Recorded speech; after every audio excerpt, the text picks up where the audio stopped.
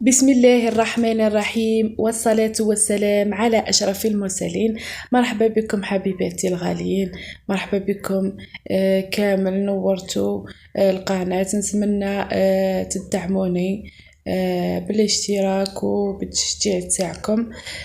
لهنا كما راكم تشوفوا جبت لكم يعني هكذا مقتطفات من الأواني، مقتطفات يعني صغيرة برك، ماشي تسمى شوية حاجة قليلة يعني. لهنا كما راكم تشوفوا رحنا ركبنا للشاطئ. كان لهنا يعني هادئ وما كانش يعني حتى واحد، والجو راهو غائم كما راكم تشوفوا. استمتعوا يعني بهذاك الخرير تاع الماء كيفاه راهو يتحرك. لهنا كما راكم تشوفوا الجو يعني غايم بزاف. شغل راح تصب النوم، كانت السماء يعني مغيمة وكحلة خلاص. قعدنا هكذا شوية برك في الشاطئ وعقبنا يعني بدينا نصوروا في المناظر الجميلة كما راكم تشوفوا، مناظر رائعة. بلادي كما يقولوها راهي مليئة بالمناظر الخلابة والجميلة، تفتح يعني النفس وتنسيك يعني في هموم الدنيا.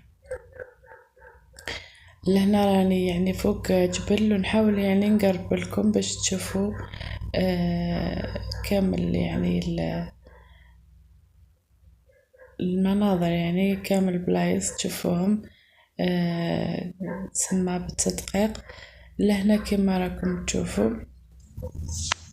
راني نصور ونعس في الولاد، خفت لا كان يطيحوا ونعشيو يعني في حالة نجيو يعني نديرو دورة نعشيو في. لهنا كما راكم تشوفوا كملنا يعني طريقنا، مشينا يعني شوية. يعني كنا نمشيو ونحبسو كل ما نلقاو منظر مليح نحبسولو. يعني هذا المناطق يعني يحيكيو غير في الطريق، كان اللي ما يقدر لهمش تلقيهم كامل يعني جبال وفراشات. تسمى راح تعيي في الطريق كي تعود تمشي في السيارة، بصح كي تحبسي في المناظر هذوك تحسي بروحك يعني آلاز، تحسي روحك مليحة.